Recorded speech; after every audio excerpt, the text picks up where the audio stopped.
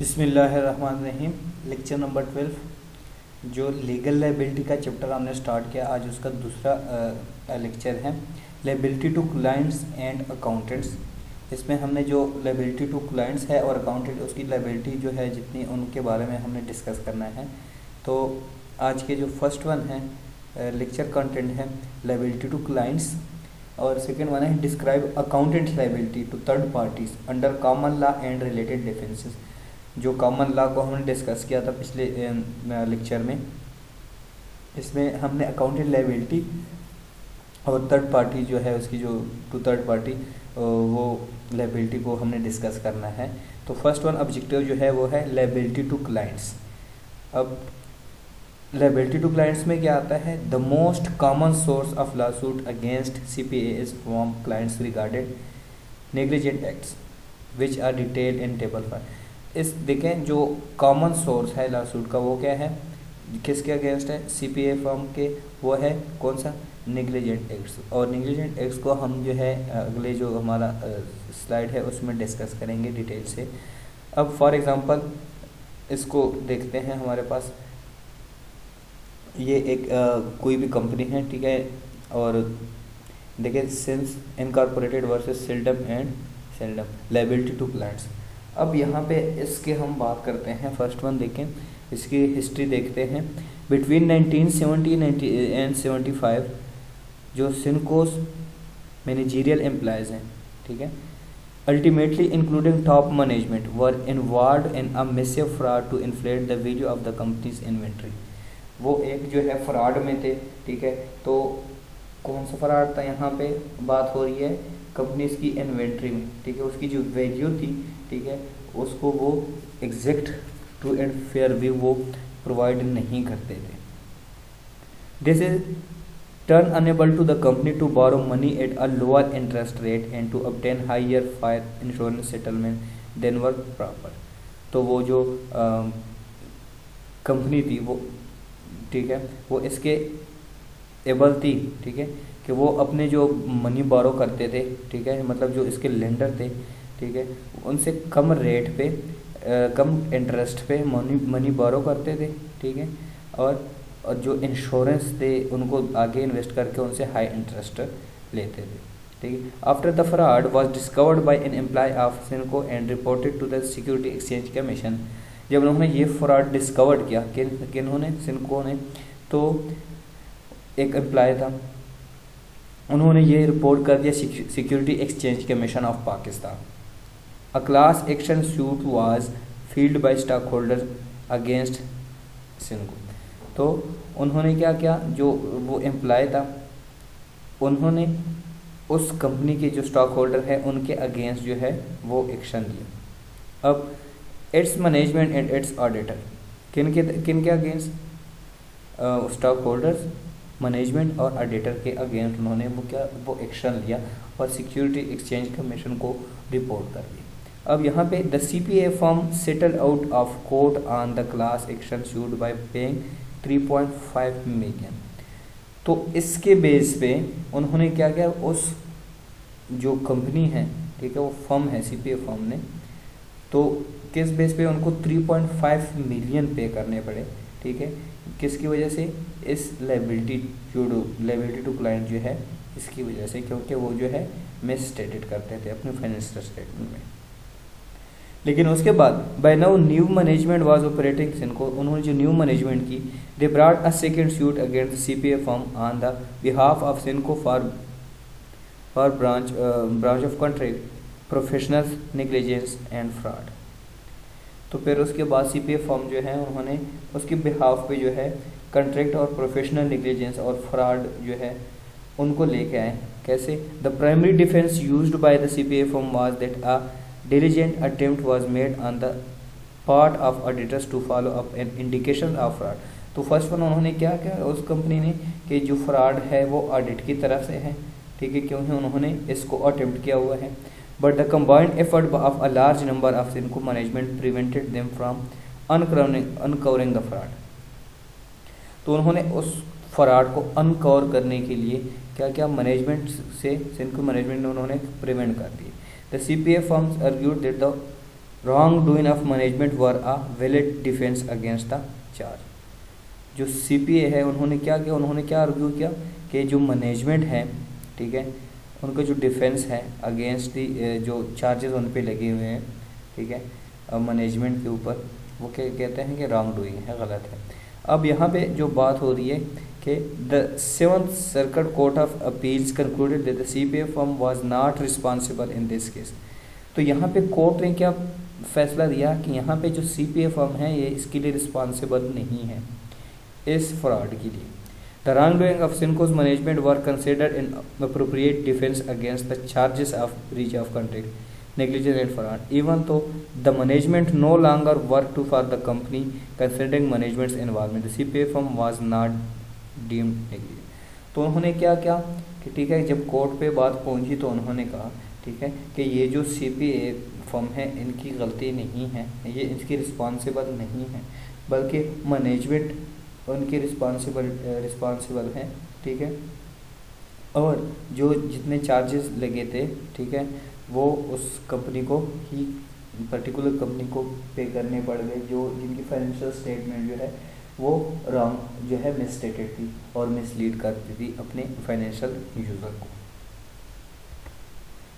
अब liability to clients में auditor normally use one or a combination of the following 4 defences with claim filed by clients. जो auditor होता है वो इन चारों में से या इनकी कम्बिनेशन से क्या करता है, इनको यूज़ करता है। फर्स्ट वन है lack of duty to perform services. First one क्या है, ये लेक ऑफ ड्यूटी है। सेकंड वन है नॉन नेग्लिजेंस परफॉर्मेंस है, कंट्रीब्यूटरी नेग्लिजेंस है, एब्सेंस ऑफ कॉजल कनेक्शन है।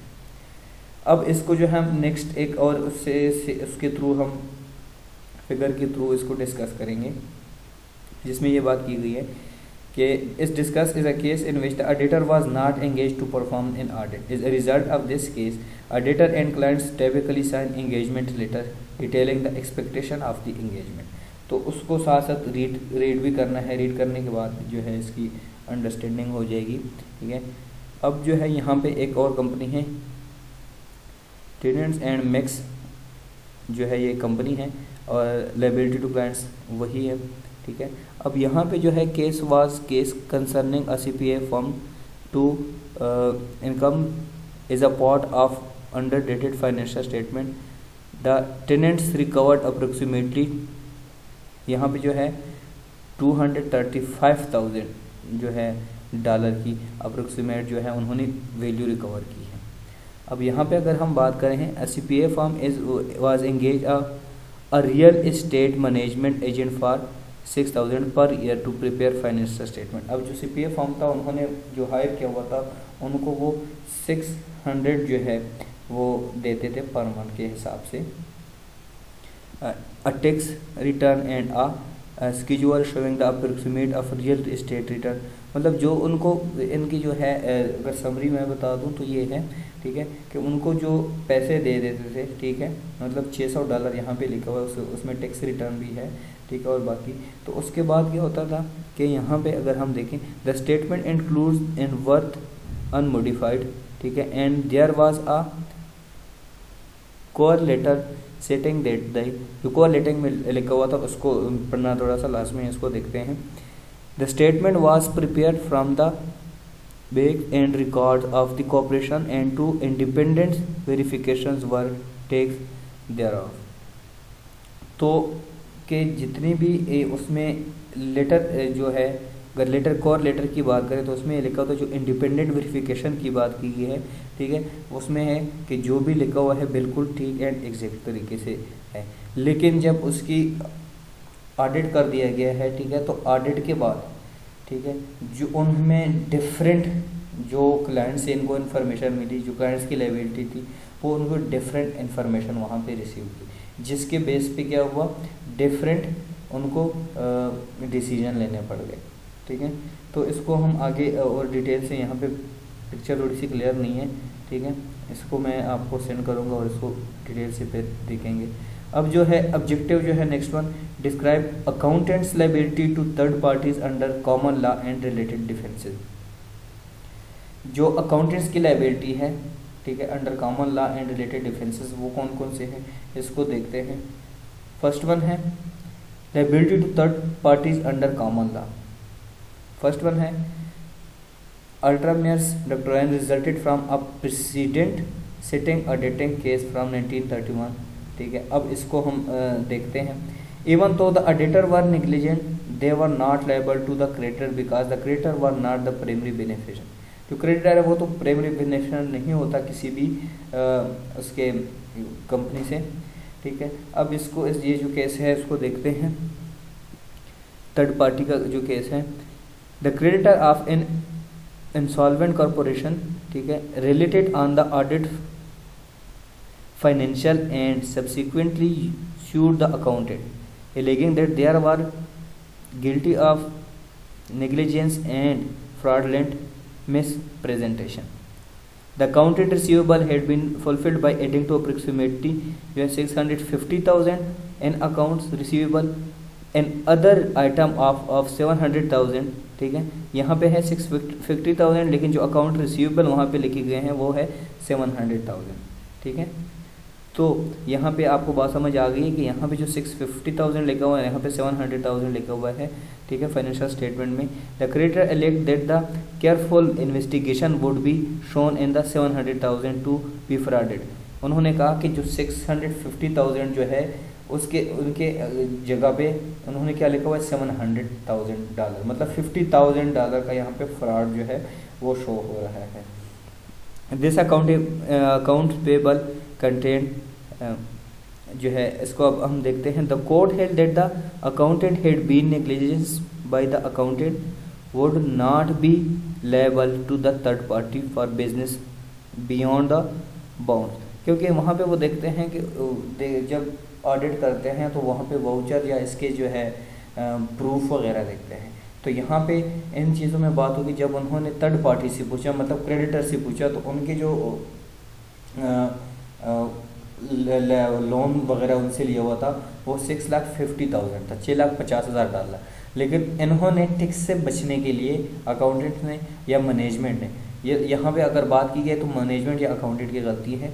ठीक है, कि उन्होंने 700,000 जो है वो लायबिलिटी वो लिखी हुई है कि उन्होंने इतना लोन पे करना है अपने टैक्स से बचने के लिए।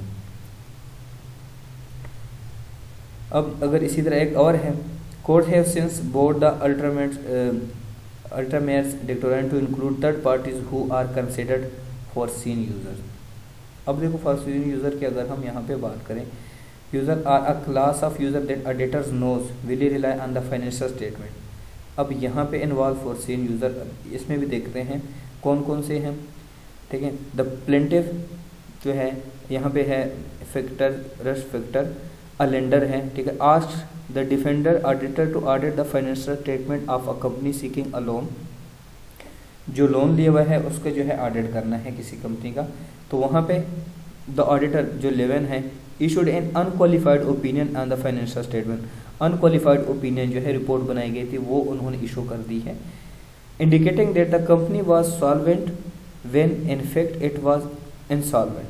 तो उन्होंने लिखा ये कंपनी जो है सॉल्वेंट है लेकिन हकीकत में वो कंपनी जो वो इनसॉल्वेंट है। अब the plaintiff loan the company money suffered a subsequent loss and issued the auditor for recovery. उसकी वजह से जो है जो लेंडर ने उनको पैसे दिए, ठीक है, क्योंकि इन्होंने सॉल्वेंट शो की थी, तो उसकी वजह से जब केस आगे बढ़ा तो उसमें देखते हैं the auditors defence in this case was based on the absence of privity on the part of जो रश फैक्टर हैं। The court found in favour of the plaintiff also the court could have found in favour of Rusch factor. उन्हें जो Rusch factor है जिसकी हमने बात की है, जो लेंडर है उसके फेवर में जो है वो अपना बयान दे दिया। The court found in favour of this plaintiff although the court have been found in favor of factor under ultramarine it was a primary beneficiary at those the relay of restatement of trust, stating that the auditor should be liable for ordinary negligence in audits when the financial statement are relied on by actually foreseen and limited of person classes of person। तो यहाँ पे अगर हम देखें तो जो third party की liability है, लायबिलिटी टू थर्ड पार्टी, ठीक है, जिसमें लेंडर आ जाते हैं, सप्लायर्स आ जाते हैं, ठीक है, और इसके अलावा जो बाकी स्टेक होल्डर भी हैं, कस्टमर की या क्लाइंट्स की जो है उसको तो हम इससे पहले डिस्कस कर लिए हैं। तो ये जितने फ्रॉड होते हैं उनको भी देखा जाता है, सिर्फ कंपनी के अंदर नहीं, मतलब इसका मतलब है जो आउटसाइडर हैं, ठीक है, उस कंपनी से जो रिलेटेड होते हैं उनका भी ऑडिट किया जाता है।